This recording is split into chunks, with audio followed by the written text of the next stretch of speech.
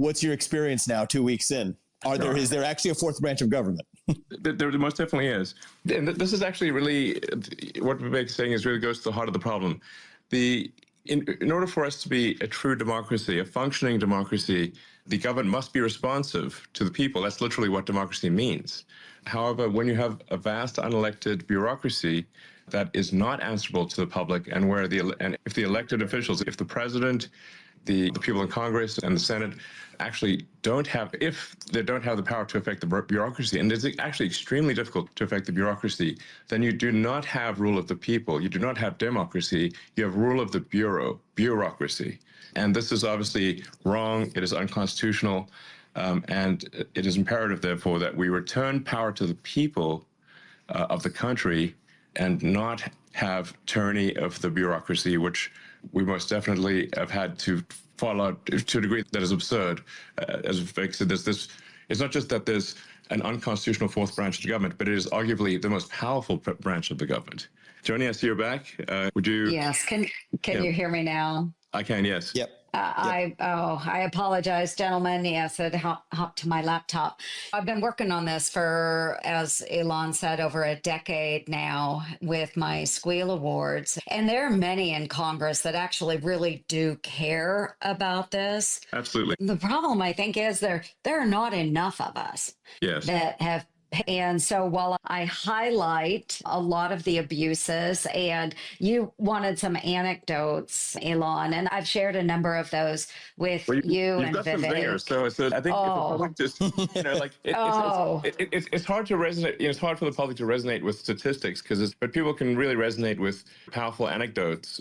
Joni had a bunch of them. Yeah, you had a bunch of them, Joni. Yeah, I did. Sending kitties to spas to find out whether they produce less fur balls, heck up less fur balls. So yeah, we've spent taxpayer money on that. We put shrimp on a treadmill to see how fast they run. I'm sorry, all of these things, while they may be fun, why are we spending taxpayer dollars on them? And it goes to the point of we've sent millions of dollars to China to study what? COVID. Yes, we saw how that ended. In fact, it's pretty outrageous that the COVID, the virus, was developed in what is like a lab in Wuhan, and yet it was funded by U.S. tax dollars, which was simply routed through this fake nonprofit EcoHealth, because the U.S. government can't give directly to China, so they just gave to EcoHealth, knowing that it would go to China. So our U.S. tax dollars were used effectively to, in the end, kill Americans, which is insane. Absolutely insane. And I know, Elon, you have been on USAID. You have really, and that's the one that's missed for sure. This was another one of my efforts. Yes. And this began years ago when we were trying to figure out what they were doing with our American taxpayer dollars that were going to support humanitarian efforts in Ukraine. So I wanted to know exactly how those dollars were being spent. And not just a reasonable request. Yes. Oh my gosh. And I shared this with you earlier, Elon, just privately, but we got all kinds of threats from USAID because I was trying to exercise my oversight capacity in Congress. So that's just shocking. It's how honestly, it's outrageous that a taxpayer-funded organization would threaten a U.S. senator who is simply trying to figure out if American taxpayer money is being spent correctly and not fraudulently. Yes. And so what my staff and I had estimated was that 30 to 40% of the USAID's awards would go to indirect costs. So their overhead, their rent, employees, things like that. What are they living in, the Taj Mahal? Hey, but Vivek, okay, after months and months of obstruction where UN wouldn't let us in, they told us the NICRA, the negotiated indirect cost rate agreements, it's a lot of government jargon, but anyway, the indirect cost, they said that the database, it doesn't exist. That was a lie. That was a lie. It was false because we found it. And then we were told we weren't allowed to access the database. And then that's when Congressman McCall and I came together and we launched an official congressional investigation so that we could gain access to the rates. Wow. And then after about 6 more months of negotiations, then my staff was finally allowed to access very limited data. They were allowed to go into a room and they couldn't take notes. They were on camera the whole time. They couldn't remove any of the information. But what my staff found is, you were laughing at that 30 to 40% because that is outrageous. That was understated. What? In some of the cases, the NICRA rates were upwards towards anywhere from 50 to 60%. And that doesn't include the cost for subcontractors, what the subcontractors were adding on. So this is the problem with USAID. And that's why, Elon, I'm with you on this, because so much of that taxpayer money is not even going to, we love to feel good about helping starving children in name your country, but it's not going there. It's going to pay rents in Paris. Yes, exactly. It's going to support somebody's fancy dinner, to 100%. Entertain whoever. Yes. Yeah. Exactly. So to be clear, in shutting down, which we're in the process of doing, shutting down USAID, the reason for that, as opposed to simply trying to do some minor house cleaning, is that as we dug into USAID, it became apparent that what we have here is not an apple with a worm in it, but we have actually just a bowl of worms. And so at the point at which you don't merely, if you've got an apple and it's got a worm in it, maybe you can take the worm out. But if you've got actually just a bowl of worms, it's hopeless. And USAID is a bowl of worms. There is no apple. And when there is no apple, you've just got to basically get rid of the whole thing. That is why it's got to go. It's beyond repair. So, yeah. Well, there's a solution to this, which is that, let's say something's cut that the people of this country just demand needs to exist again. It can always be voted back into existence by Senator Ernst and her colleagues. And totally. The fact that isn't going to happen reveals exactly why many of these agencies, really, deletion is the only answer that's left. Yes, that's exactly right. If it turns out we really need such an organization in the future, we just create it. Problem solved. By the people. Yes, by the people, answerable and answerable to the people and to the people's elected representatives. That is the way that government is supposed to work. That I agree. And more transparency. Sunshine is the best disinfectant out there. And they hate sunshine. That tells you something. Yes. we need to be able to exercise our oversight. And this is where we have been blocked so long in Congress. You can go onto my official website on the internet. Yep. You can look through my priorities, go to my squeal area. You can go back. I've got the last several years on there of efforts, whether it's USAID, NIH, the National Institutes of Health, those taxpayer dollars that were going to China's Wuhan Institute of Virology, SNAP overpayments through USDA and the states, you name it. Just even my back to work report, the out of the office that we've talked so much about. Yes. And on day one, the president came in and said, hey, everybody back to work. Yeah. I don't think most Americans understand that only 6% of our federal workforce shows up to work in the office every single day. Only 6%. Yes, and absolutely. It's truly insane. In fact, and one of the most insane things I've seen was that I was speaking with hopefully our soon-to-be Attorney General Pam Bondi, and she was telling me that the U.S. engraving, which I guess was used to be the U.S. Mint, which is actually a building that is an historic building, actually a beautiful building, it's here in D.C., and the windows are all broken and has turned into a homeless encampment. That means no one comes to work to such a degree that this beautiful building has all the windows broken and is turned into a homeless encampment in downtown D.C. That's how absurd it is. It's beyond belief. Yeah, and that's why so many of these buildings, if we could repopulate them, that would be great. And Yes. that way we can have oversight and make sure employees are doing what they're supposed to do. I'm going to hammer on USAID one more time. Absolutely.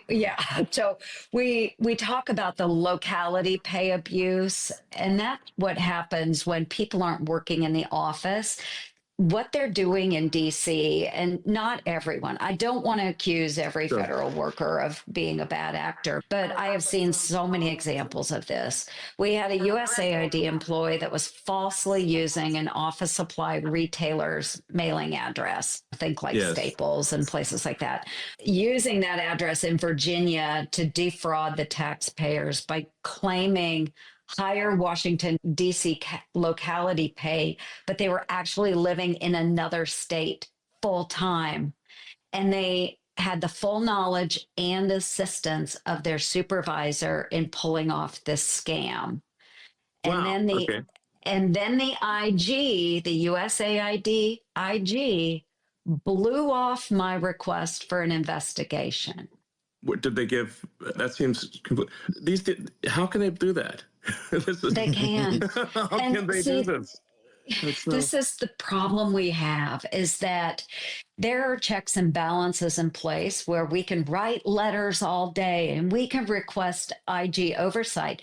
But if that IG says, I'm not going to investigate, I'm not interested, I, as a United States Senator, don't have the power to force them to do it.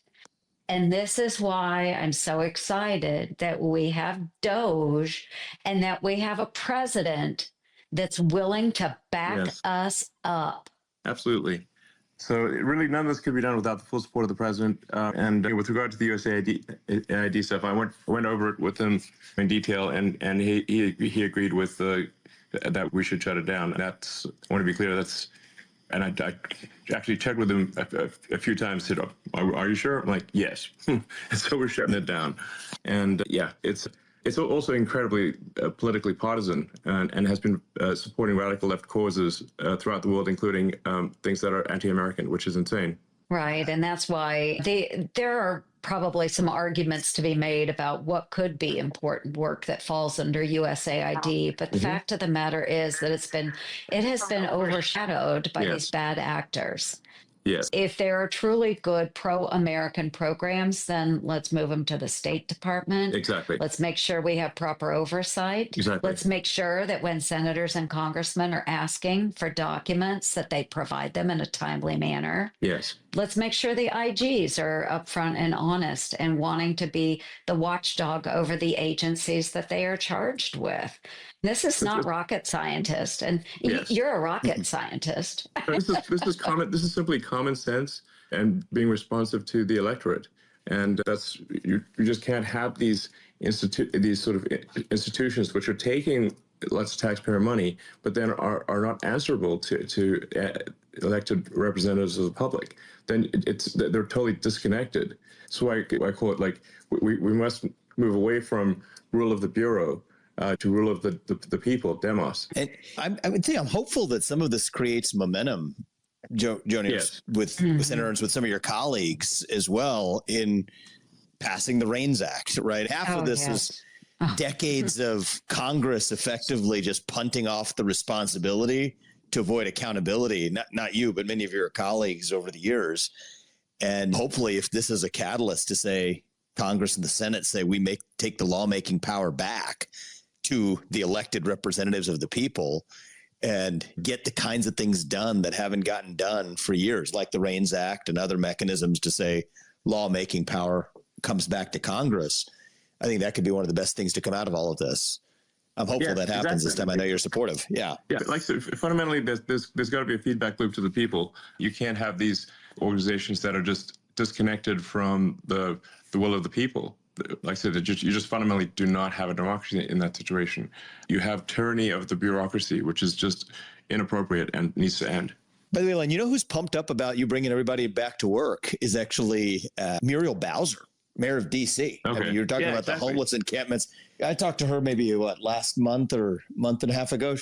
And that's a Democrat. Doesn't matter. It's basically the base principle of A, self-governance, and B, saving money and making sure that our buildings aren't being infested by homeless invasion, but instead is actually creating a thriving capital, I think is shockingly a bipartisan idea if we give people the permission to come out as Democrats and say those things make sense, which I think we're seeing some of, which I think is cool. No, you're absolutely right. The lack of people showing up for work in DC has actually made DC look like a ghost town. In fact, parts of DC, it looks post-apocalyptic in parts of DC because once people start coming to work, then the restaurants close down, then the stores close down, and then you just have boarded up stores and restaurants, and it destroys the small businesses in downtown DC.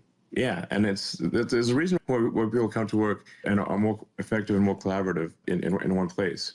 Yeah, we're rediscovering why do you have offices? Oh, it turns out there's a reason. And the president has made his will clear. So return to work. That's it. End of story.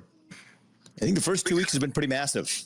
And if it continues at that rate, even if you think about one of the big economic questions right now is the 10-year treasury rates, right? They're going up. Bond markets don't like our national debt.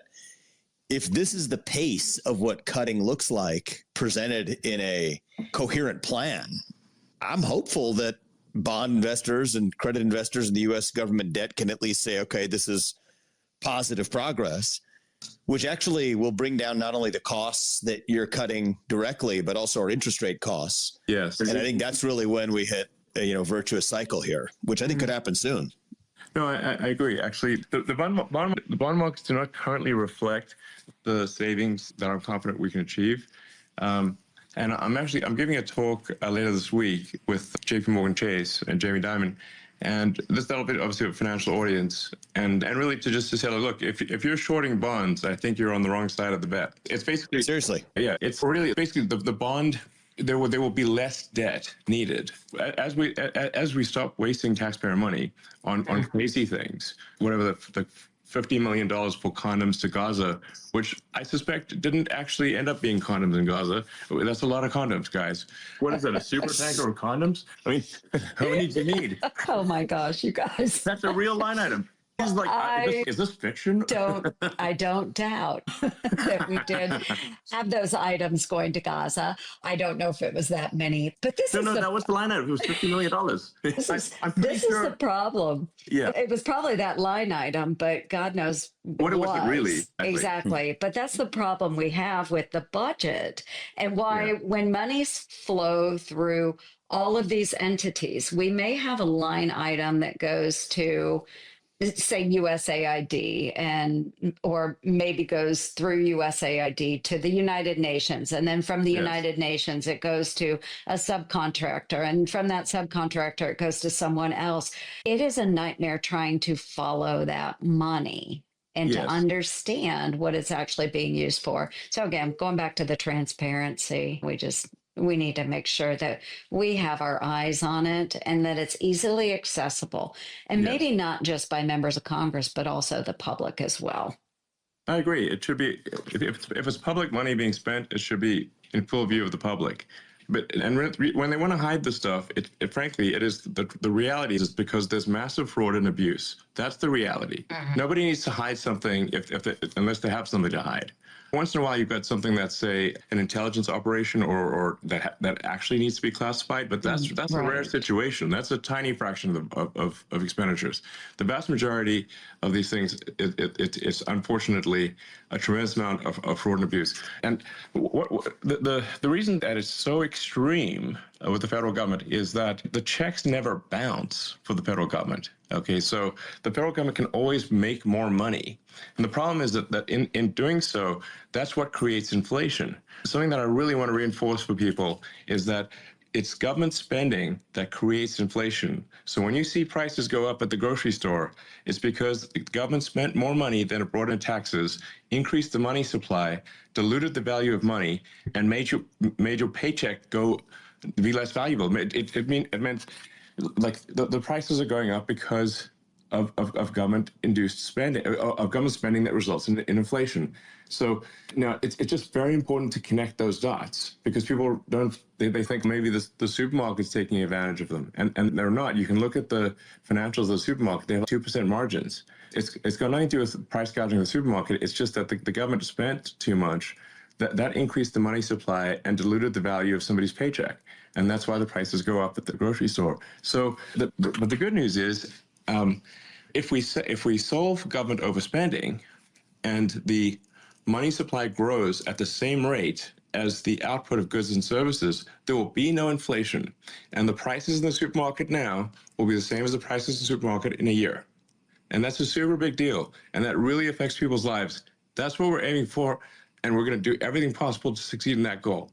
And I think every dollar saved, the problem you just mentioned, Elon, is exactly why 10-year interest rates on U.S. Treasuries are persistently going up. Even if the government's trying to make them go down, the market's bidding them right back up. Yes. But conversely, for every hard dollar actually saved, right? So how many ever billion it was in the first 2 weeks, there's actually, it's almost like a 2-to-1 saving, because that means that the interest rate that lenders to the U.S. government charge will go down. Yes.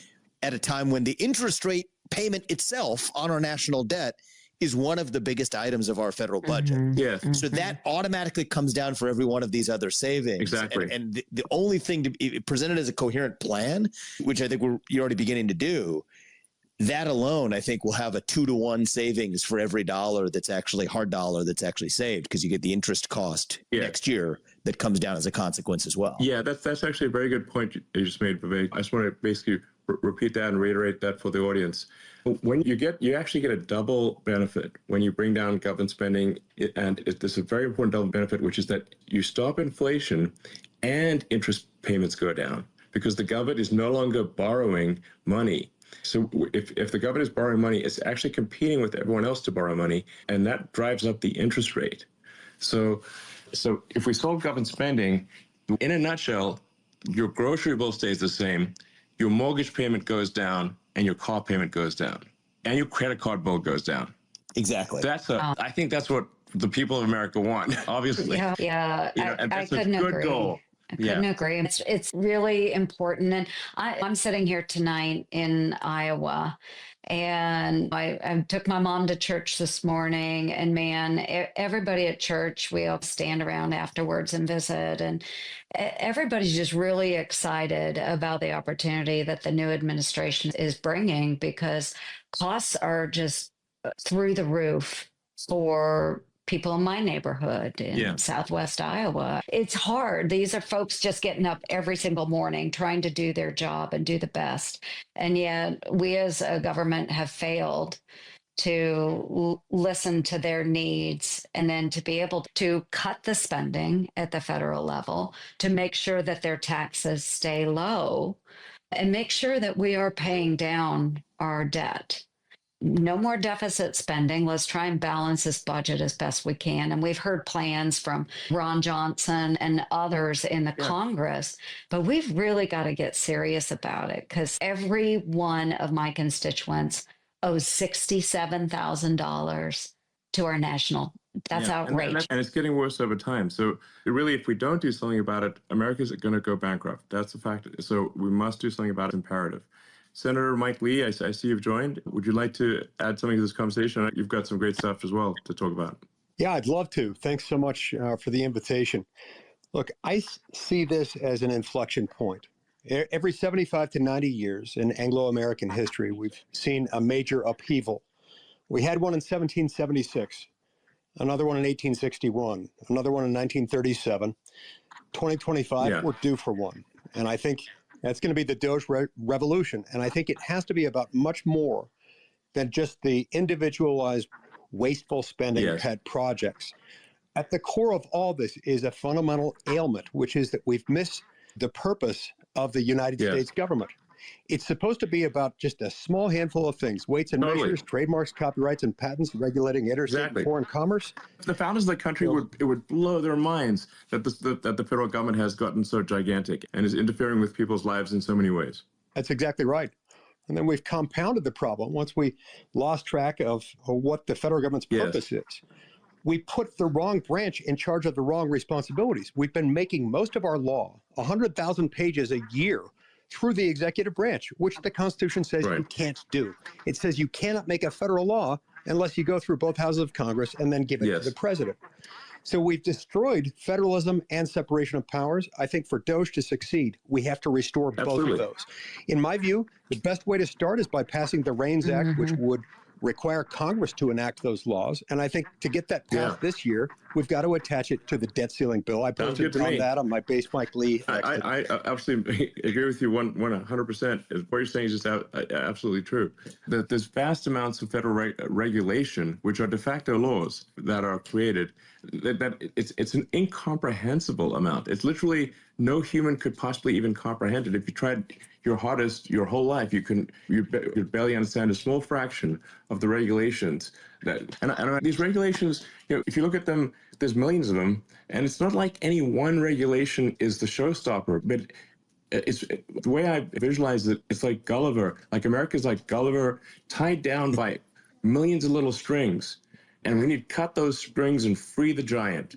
Exactly. That's exactly right. It's those laws, which they are laws, those will put you in prison. Those will shut down your business. Those will ruin your life if you disobey them. No different than any other law. It's totally crazy. It's exciting. Elon, isn't it true President Trump has an executive order that says for every one new regulation that is put into place, 10 have to be rescinded? Yes. Yes, and now, of course, the bureaucracy is going to try to game that by having the one regulation. When like somebody says, everyone can ask one question, but then have a question in 10 parts. So it's possible to it's possible to game the regulation. So I think in addition to that executive order, which I certainly applaud, I think we need to go in and do wholesale removal of regulations. Like regulations basically should be default gone. Default gone, not default there, default gone. And if it turns out that we missed the mark on a regulation, we always add it back in. These regulations are added willy-nilly all the time. So we just got to do wholesale spring cleaning of regulation and get the government off the backs of everyday Americans so people can get things done. And the government doesn't have a sort of boot on the neck of the average Americans, which is because one of the core founding values of this country, what has made America great, what will lead to further greatness, is a focus on merit, that you get ahead as a function of your hard work and skill, and that you have freedom. It's free. It's the land of freedom and opportunity. And if the government has millions of regulations holding everyone back, it's not freedom. We've got to restore freedom. And by the way, that's copied, multiplied, and 50-fold higher, where each of the 50 states then do the same thing. Yes. And many of these federal regulations are duplicative of the states doing the exact same thing, where the bureaucracies in each of the states are behaving like the federal government. So you think about the impact on people's lives, it just layers one on top of the other. And like you talk about zero-based budgeting, I really like this concept of zero-based regulations, where the default is nothing and build back on top. Nothing, exactly. Right. That's what our founders wanted. Yeah, absolutely. It used to be like, and not that long ago, if you wanted to start a business, you just start a business. You just no license. Store. You can just do it. The government's not like prying into every part of get the license for this, do the license for that, get 17,000 permits. You look at LA and like how when I lived in LA, it was hard to get a permit to remodel your kitchen. And now with this disaster that's happening in LA, this terrible tragedy, just the sheer number of permits required to build a house are staggering. Basically, they've made it illegal. But we got to start somewhere on the regulatory front. And certainly, at least if we address federal regulation, then people can choose to move from one state to another and still remain in America, and move to the state that has less regulation, where the government gives you more freedom, and you've got that competition between states. You've got that federal system that was meant to be the case. That was how the country was created. Let the states compete. If your state is being oppressive, you can go to a neighboring state and live there. That's the whole idea. Federalism is the answer, no doubt. But you got two things going for us right now in the country that haven't happened in a long time. One is a willing president, Donald Trump, who actually believes everything that all four of us have just said, which is a beautiful thing. And without that, it wouldn't be possible.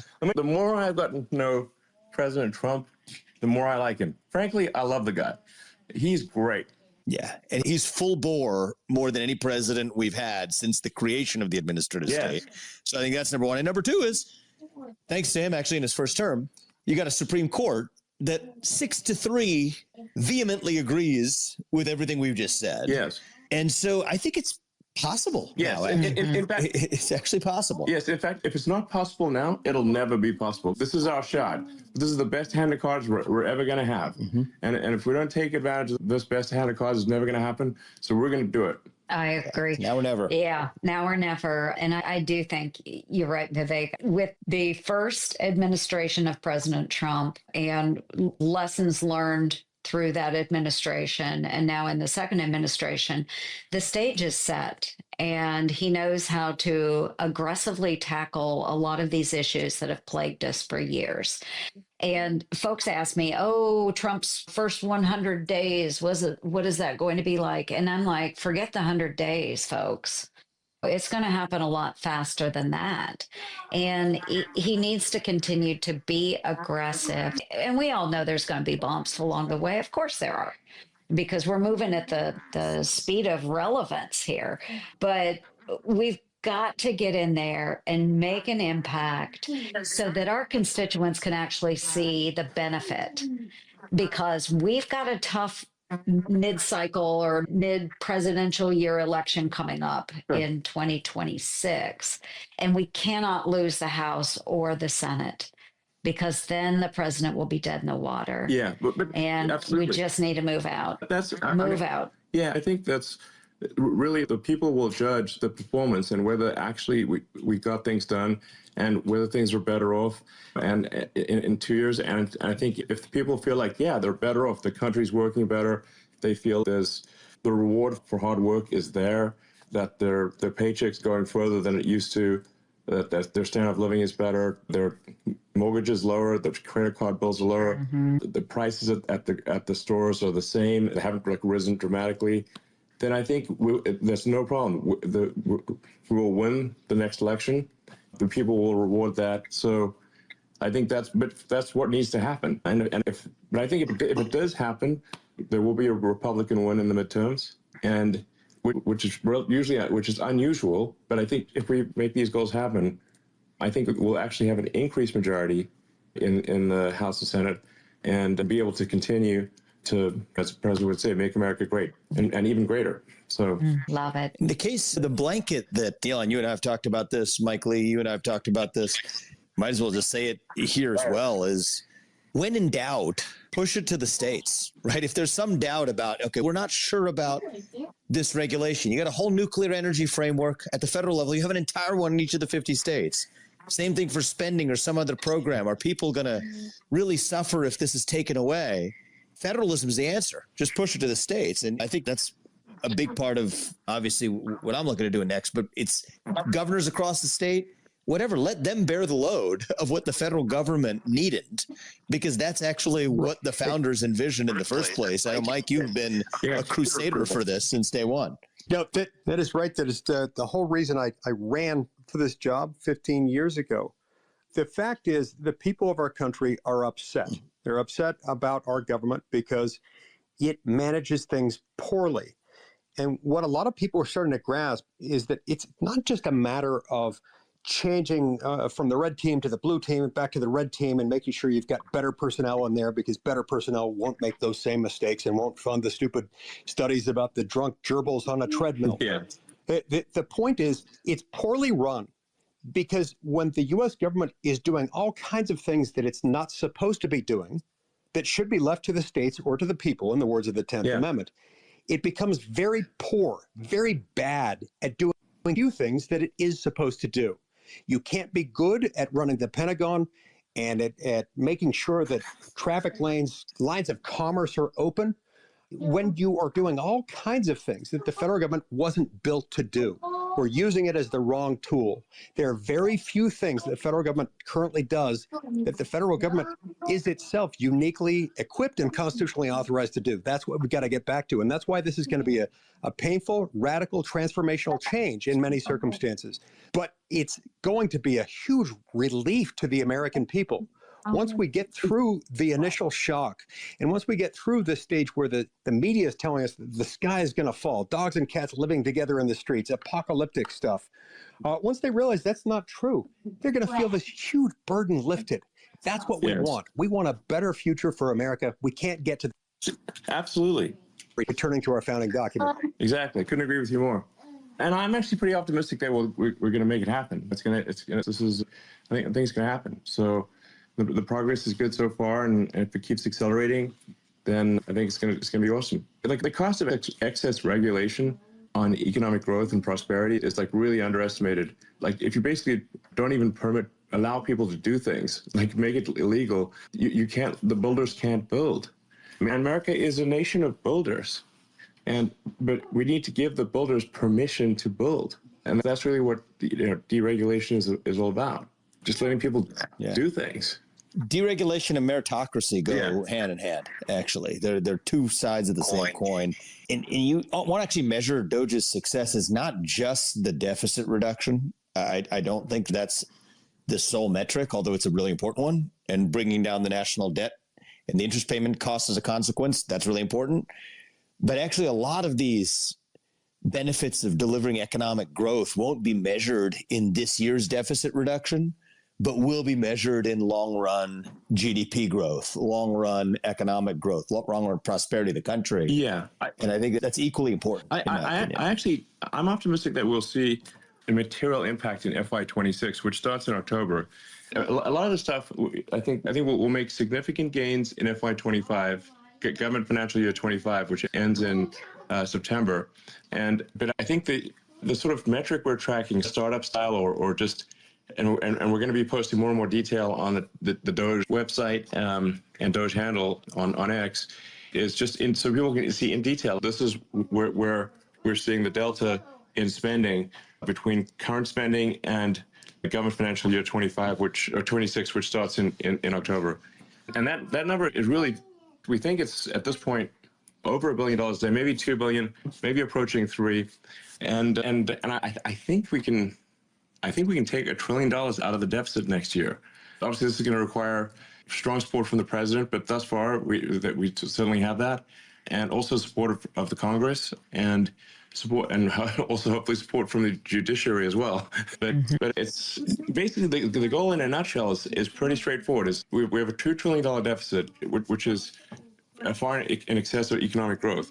If we can get that deficit in half, from 2 trillion to 1 trillion, and we can get the economic growth to match that 1 trillion growth in the money supply, that means there will be no inflation, and also that interest rates will drop, credit card interest down, mortgage interest down, car payment interest down, and prices at the store stay the same.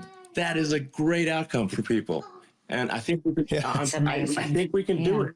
I think people say it's unrealistic. No, people say it's unrealistic. It's the funniest part about this is just the hard number here. And the four of us here know the answer, but for people who are listening, it might be eye-opening. Where, like, how much money did the federal government actually spend last year? Not the mumbo jumbo, not discretionary this and not just like how much did the federal government spend last year? It was about $7 trillion. It's just under $7 trillion. How much did we spend in this like ancient time period known as 2019? Okay. Right. Not that long ago. Like this year called 2019. Not that long ago. We all kind of remember 2019. It was $4.5 trillion. It was less than 4.5. 4.45. Less than about $4.5 trillion dollars. That's $2.5 trillion right there. Yes. So if you just go back to 2019, that's $2.5 trillion. Exactly. Which is insane, actually, that they think that's impossible. As 2019 was not that long ago, and Precisely. And nobody thought that there was an apocalyptic hellscape underway in 2019. Yeah, 2019 was pretty cool, actually. I like 2019. 2019 was not some nightmarish hellscape. Exactly. In fact, we got along just, and things were just fine in 2019. Mike can vouch for this too, though. What we saw with COVID, as we were pushing all those dollars out the door, they started a lot of programs with those dollars, and people just continue to expect those dollars to come, even though we're way beyond COVID. Yes. Way beyond COVID. So often people will say, you can't reduce deficit that much because what about all the entitlement spending? There's the sort of guaranteed spending. But here's the thing, and especially during COVID, as you're alluding to, there was actually a massive growth, a massive increase in the amount of fraud and waste in entitlements, with like fake people like collecting Social Security, like bogus payments to Medicare. The level of fraud is actually staggering, and it just cutting back on that. And by the way, it's not just even U.S. fraud rings. I don't know if people realize this, but there's The estimates I've seen are between 100 and 200 billion dollars in foreign fraud rings. There are professional foreign fraud rings operating that are taking somewhere between 100 and 200 billion dollars a year of U.S. taxpayer money out of the country. And a lot of people realize that. And so the fraud in that case isn't even going to American fraudsters. It's going to somewhere in other countries. Elon, I sent that example to you the other day. Sat down with a friend of yours, works in ID technology, Yeah. and he showed me that video of a deep fake where it was a Chinese scammer trying to receive US federal government benefits. Just Yes. it's outrageous. But so much of that money that Chinese scammers are taking out of the pockets of our taxpayers.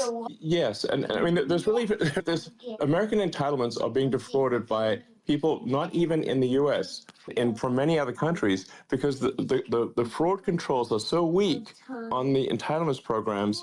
The due diligence is so bad that it's actually possible to operate hundreds, if not thousands, of fake people and get entitlements sent to you that you then take the money out of the country, out of the United States. This is happening as we speak. It's utterly insane. So this is why I'm actually quite optimistic that $1 trillion can be saved just by addressing waste, fraud, and abuse. While it's a lot of work, I don't think this is some insurmountable task. I am confident it can be done, and we'll do everything in our power to make it happen.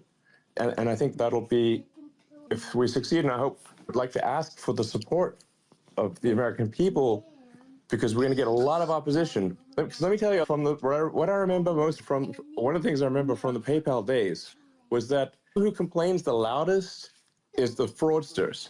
Okay, so when somebody was trying to commit fraud to PayPal, where we would see the most amount of righteous indignation, like it would be like immediate over-the-top righteous indignation was from the fraudsters, not from honest people. Because honest people are like, oh, I think there's something wrong with my account. I wonder what's wrong. Let me inquire. But the fraudsters will come at you immediately. It's like a tell that someone's actually doing fraud because the level of faux outrage is way over the top. So we're going to get a lot of that. A lot of people claiming with fake outrage, claiming that they're a single mother with kids just trying to feed them. Meanwhile, it's like some dude operating a fraud ring out of another country, actually. That's what the kind of thing we'll see. So really, I would like to ask for the support of the American people in pursuit of this goal, and bearing in mind that we're going to see some pretty outrageous stuff from the fraudsters as we crack down on fraud. They're going to be the loudest complainers. To anyone in America listening to this, your support in pursuit of this goal is very much appreciated. Thank you. Absolutely. And thank you, Elon and Vivek. I think we've got a ways to go, but I'm glad it's rolling along. And this has just been the most aggressive effort, really, to downsize or right size our government since probably at least the Reagan Revolution. So just excited to be part of it and have the support of the American people as we move through and make them squeal in Washington, D.C. Yeah. Thanks to DJT. Thank you, Elon. And you keep kicking ass. And when in doubt, send it to the States. Yeah, exactly. And we'll take care of it there. Exactly. All right. So. Cool. Thank you, Senator Lee, and perhaps one day Senator Ramaswamy, Governor Ramaswamy at some point. Yeah, that's the direction we're headed. Yeah. And everyone who tuned in. And once again, I'm asking for your support for a noble goal. And please help in any way you can. Sometimes it's like the small things that happen on the side that there's this sort of small thankless tasks that actually will result. The DOGE is going to win. DOGE will win if millions of people support it in ways that I wouldn't even know how they supported it, but just that you did. And to the unknown soldier. Yeah, definitely. And hey, Elon, before we all break out of here, I do want to acknowledge I've founded the Senate DOGE caucus on my side of the rotunda. We've got some great co-chairs over in the House as well, with Pete Sessions and Aaron Bean and Blake Moore. They have got now, I think, over 100 members of Congress that have joined the DOGE caucus, and we've got 18 and climbing in the United States Senate as well. You and the president and Vivek have all really gotten everybody to come together, and I'm just really grateful that we have an outlet and are able to do this. Thank you all so much. That sounds good. And we'll be doing this every week. So I look forward to having members from the House and other contributors and try to keep the people informed and of the progress. And I think it'll be very interesting to follow along. So thanks everyone. Thanks so much, Elon. Thanks, guys.